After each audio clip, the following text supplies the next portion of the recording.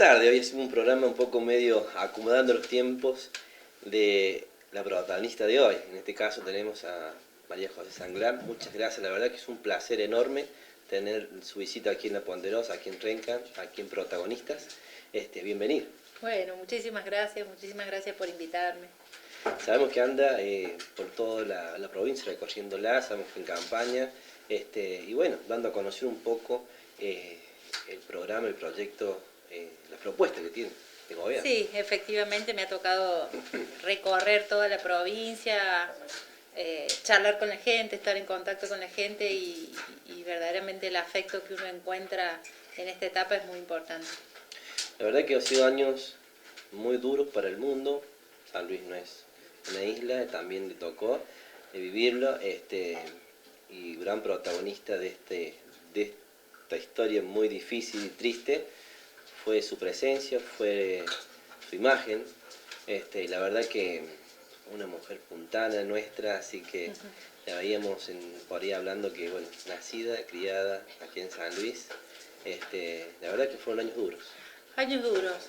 2019, si mal no recuerdo, el comienzo de 2019, por febrero ya empezamos a hablar de COVID. Luego se vino decreto de emergencia, comité de crisis y ahí arrancó todo esto que es COVID. Después me tocó salir a hablar en los reportes. Por ahí fui la cara visible de un equipo muy grande de personas que trabajaron en esa etapa dura, las primeras fases del COVID. Y bueno, después salir a comunicar. Creo que es una de las virtudes que me ha dado mi profesión como médica, como emergentóloga, de salir a por ahí comunicar noticias un poco difíciles y de hacerlas fáciles, es lo que me hizo llegar a ser una de las comunicadoras más de lo que fue la crisis de COVID, ¿no? ¿María te dicen? ¿María José o cómo le dicen? María José, mi marido me dice Pipi. Los sí. Amigos, las amigas. Sí, María. María Más que todo, sí. ¿A qué se recibió? A los 25. 25 años. En Mendoza. ¿Empezó a ejercer aquí en San Luis? Sí. ¿O estuvo No, estuve un año en Mendoza y de ahí me vine para acá, rendí la residencia de Medicina General, que era la residencia que había en ese momento en el Hospital San Luis, y ahí hice la residencia de Medicina General y después ya de lleno emergencia. De lleno de emergencia. Sí. La verdad que ha sido, como decía, un año medio duro. Su imagen también fue la más vista, creo, por los reportes, Sí. del día a día, porque fue una pandemia donde nadie sabía nada. Nadie sabía nada, si bien la emergencia tiene un capítulo muy grande que es la organización de desastres, catástrofes y pandemias. Creo que la pandemia, siempre lo digo, nosotros lo habíamos visto en los libros de historia de la medicina, principalmente cuando estudias infectología y hablas de esas crisis históricas, y creo que nadie se nos cruzó poder vivir una pandemia, vivir una etapa de pandemia. Y bueno, para los que hacemos medicina, estamos cerca de ese tema, gestionar pandemia ha sido muy importante. Duro, pero también muy importante, muy satisfactorio. Siempre decimos con la doctora Aguilera, que es infectóloga, que ella en su momento era personal de riesgo, yo estaba embarazada, decíamos, pero ni loca nos vamos a perder gestionar una pandemia, era una cosa... Sí. Pero bueno, gracias a Dios creo que se cumplieron los objetivos, que era lo que más nos habíamos planteado, estos objetivos del paso a paso y en cada etapa qué objetivo era el que teníamos que cumplir, y creo que se cumplieron ampliamente. ¿Usted qué rol estaba cumpliendo cuando se generó todo esto? Yo era directora del Hospital San Luis. Directora del Hospital San Luis cuando se crea el decreto de necesidad de urgencia de emergencia, digamos, sanitaria. Ese va adosado a la creación del comité de crisis, que se utilizó mucho de ejemplo lo que fue en su momento el 2009, H1N1, la pandemia de la gripe, que fue muy chiquitita en relación a lo que fue COVID, y a partir de ahí se crea una presidencia del comité de crisis, que en realidad la presidencia está compartida por mí, por la ministra de Salud, Silvia Sosa Araujo, y por la jefe de gabinete, Natalia Zavala Chacún. Cuando le plantean, porque vamos a hablar un poco de su vida, pero sí. también vamos a hablar un poquito, porque todos nos llevan, queremos aprovecharla, sí. porque tenemos muchas preguntas quizás de hace mucho tiempo, y bueno, ahora la tenemos. Sí. Cuando la convoca el gobernador, cuando sale esta pandemia, ¿Qué pasó por usted? Decía, ¿qué En hacemos? realidad ¿Cómo el plan? fue como un trabajo natural, porque fue saliendo, fue una cadena de sucesos, porque al ¿Sintió principio, miedo en algún momento? no sé si miedo, pero al principio nos reuníamos día a día en armar, en gestionar, en agrandar hospitales, en comprar insumos, y por ahí desde salud nos costaba manifestarle al resto del Ejecutivo lo que era salud, lo que funcionaba salud. Salud es un ministerio de un trabajo muy atípico en relación al resto de los ministerios y es muy difícil explicarlo. Porque uno habla de niveles de atención de centro de salud, de hospital de día, y la cosa era sumar cama y te decían, bueno, pongámosle una terapia renca. Y vos decías, no, imposible, por los servicios de apoyo, por esto. Entonces era difícil manifestar eso hasta que, bueno, ya nuestros colegas del Ejecutivo más o menos se tornaron especialistas también. Momentos por eso difíciles para... Y encima porque iba acompañado, no solo de la parte, en este caso de medicina y de su oficio como Sí. doctora, sino que tenía que acompañado también de política. Iban de la mano porque era... Y bueno, nosotros discutíamos, el comité de crisis funcionaba, estábamos todo el día reunidos, generalmente por ahí a la mañana, si había un tema en cuestión, como por ejemplo fue camioneros y el centro de transferencia. Entonces, los que dialogaban con los gremios, armaban los centros de transferencia, nosotros habíamos dicho, la subsecretaría de transporte, entonces estaba Sebastián Anzurovich, se sumó Sebastián Lavanderi y trabajaban, y después bajaban al comité las decisiones, y ahí así era como se iba articulando todo.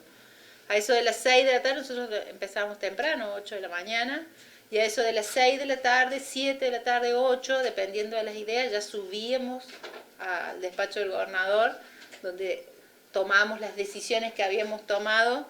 Creo que una de las grandes virtudes que tuvo esta pandemia fue la alineación del gobernador, o sea, que un gobernador se alinee a lo que técnicamente se puede saber del tema es sumamente importante, ¿no? Ahí el gobernador nos ponía la parte política, te decía María José, sí, dale para adelante, María José, no, afloja en esto o endurecete en lo otro, y de ahí salían los reportes, ¿no? Porque eran medidas acompañadas de restricciones, Exactamente. de limitaciones. Al principio era una cuestión de que el virus no debía entrar porque nosotros nos teníamos que preparar, había que aumentar las camas de los hospitales, girar la funcionalidad de los hospitales y en ese tanto el virus no entraba y así tuvimos 5 meses. Y eran políticas netamente restrictivas.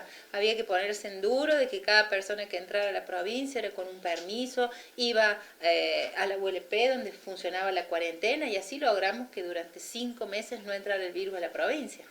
¿Cómo hicieron? Porque había una oposición política del otro lado donde como que desvalorizaba las medidas.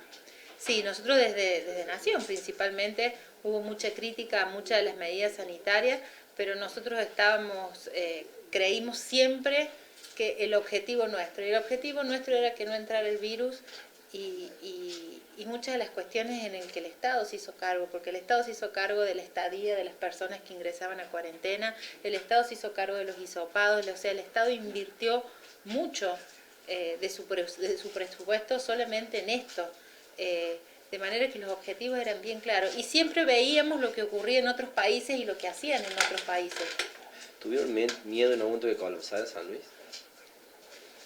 La salud pública. Mira, yo me acuerdo que hubo un día que estábamos discutiendo, encima ya al último se generaba como cierto desgaste cuando viene el informe interno nuestro y nos habla de más de 1000 positivos, que fue un solo día, ahí medio que nos asustamos un poco, pero siempre Graciela Sarmiento, que es la epidemióloga, fue referente de COVID, siempre yo le digo la brujita que sabe, porque ella decía, no, 15 días y afloja, 15 días y afloja, y siempre fue así.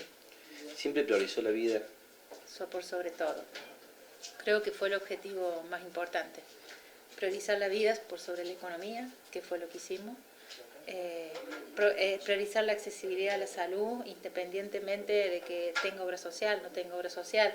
Esto nos pasó en la primera ola, de ponernos a hablar con el sector privado y ver que había mucha dificultad en cuanto a la cobertura, en cuanto a la compra de los insumos por parte del sector privado, de manera que rápidamente se tomó la decisión que el sector público se hiciera cargo del 100% de COVID y la prioridad estaba en la vida, en que los pacientes estuvieran asistidos, a que tuvieran accesibilidad al sistema cuando lo requerían.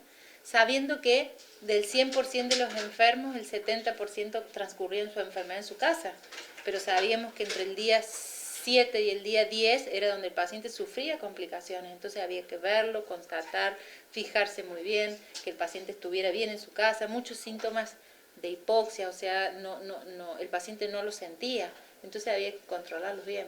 O sea que tuvo un momento donde... Sí, yo creo que el día que hubo más de 1000 positivos fue como un día quiebre. Una alerta. Sí, ya después hizo como un descenso rápido, después tuvimos mucho tiempo con esos 50, 60, 100 casos y no bajaba, y pero siempre trabajando bien, girando las camas, pensando permanentemente dónde sacar más recursos, dónde generar más camas, permanentemente buscando que los dos hospitales más grandes. Madre Catalina se mantuvo bastante tranquilo, pero Juan Domingo Perón y Hospital San Luis giraban permanentemente buscando, y se contuvo a toda la gente. Sí, hablando de contención, bueno, había una medida creo que para PAMI, para los jubilados, creo que se ha hecho, se está creando una medida, hay una medida ahora, puede ser.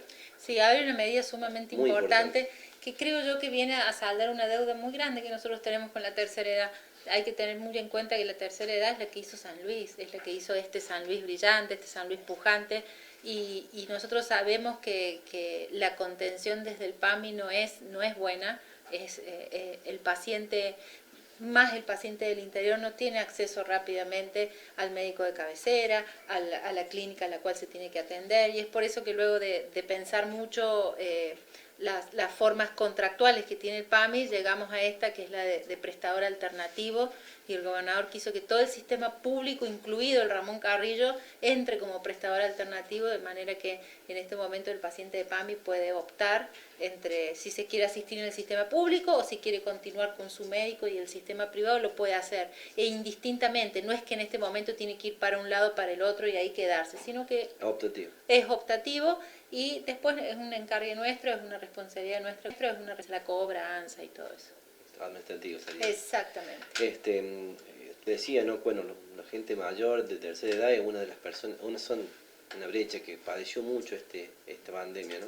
En todo sentido. ¿Pudo hablar de frente a frente con gente? Sí. ¿Qué le transmitió? En realidad se padeció en todo sentido. En la primera hora fue un blanco. Creo que todos tenemos de manera cercana o lejana a alguien en la familia que hemos perdido por COVID, y en la primera ola en la cual no había vacunas, los afectados, los más grandes afectados eran los mayores de 60 años con alguna enfermedad, con alguna patología de riesgo. La terapia intensiva estaba plenamente ocupada por pacientes de más de 70 años. Pero asociado a padecer la enfermedad, a tener los factores, el encierro, el aislamiento, generó mucho deterioro. Pacientes, yo siempre digo, los nonos de más de 70, 80 años que no podían ver a sus hijos, que no podían ver a sus nietos, que los veían detrás de una ventana. Eso generó muchísimo deterioro, depresión, aparecieron picos de demencia senil. No, es terrible, terrible.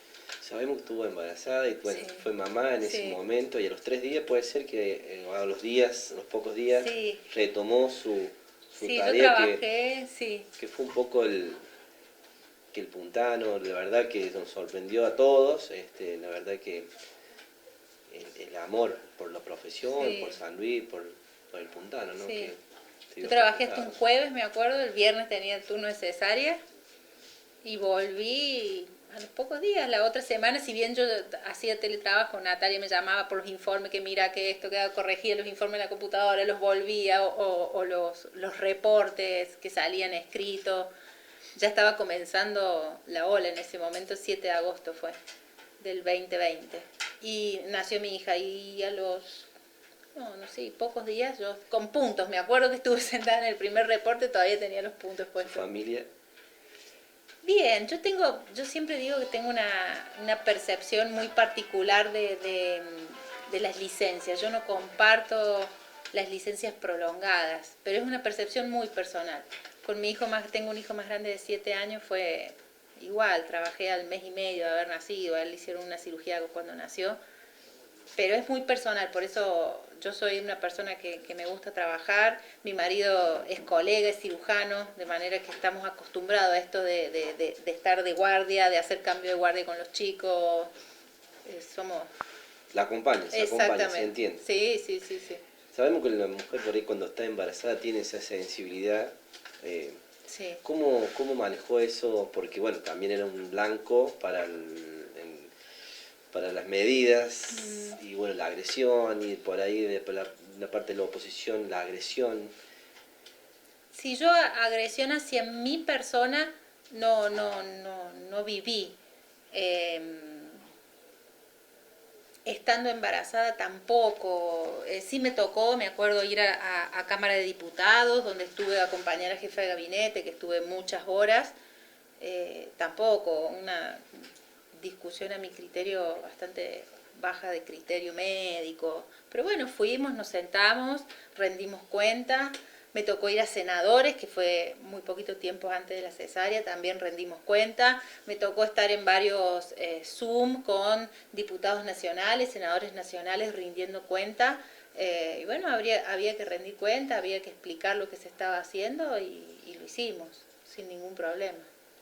Hoy encontramos en un camino distinto a su profesión, pero sensible a la vez, ¿no? Porque pueden ir de la mano, vemos que una persona sencilla, Sí. humilde, muy laboradora, eso lo va a reflejar Seguro, en esta nueva etapa. seguro. Yo vengo de la emergencia. La emergencia se caracteriza por un trabajo en equipo. Yo no puedo trabajar si no tengo el enfermero al lado, si no está la mucama, si no está el chofer de ambulancia. Es un trabajo muy horizontal y creo que eso hace que nosotros laburemos de esa manera. Y también creo que la pandemia enseñó a la política que la política sin gestión técnica no es política. Creo que ya el 2021, en el cual en todas las áreas, no solamente en medicina, en medio ambiente, en los temas de tipo jurídico también, implica mucho el trabajo técnico. De manera que es sumamente importante que los técnicos, entre comillas, se involucren en política. Así que con ese mismo pasión va a ser... Seguramente, sí. ¿Le costó aceptar esta candidatura? Y fue como medio sorpresa. Porque viene del palo político Sí, o... no, ¿sí? sí, siempre, siempre. Aparte, familiarmente somos todos peronistas. Pero me tocó de sorpresa, no, creo que nunca hubiera pensado estar en este lugar. Pero Por supuesto, estamos acá y uno defiende el proyecto y defiende los ideales y por eso vamos a hacerlo. ¿Cómo toma estas medidas que se están hablando de frenar todo lo que es la activación económica en la provincia, propuesta por Poggi, por el radicalismo? Y es muy difícil de analizar, estando yo en la calle, viendo a la gente y viendo las necesidades. O sea, es muy mezquina la decisión judicial y creo que, bueno, es presentada por la oposición, una mezquindad terrible, sabiendo que uno está caminando en la calle, que ve lo que ha generado la pandemia. La pandemia ha generado esto, ha generado hambre, desempleo, ha generado falta de sueño, falta de esperanza en la gente, y la gente necesita reactivación económica ya, de manera que por una cuestión electoral, entre comillas, se generen este tipo de decisiones, habla de mezquindad absoluta. La verdad que, bueno, ¿qué dice la gente? Porque ahora está recorriendo. Y la gente está con desesperanza, creyendo de que esto no se va a dar, a lo cual nosotros les inyectamos esperanza, esto indistintamente de los tiempos en los cuales se genere.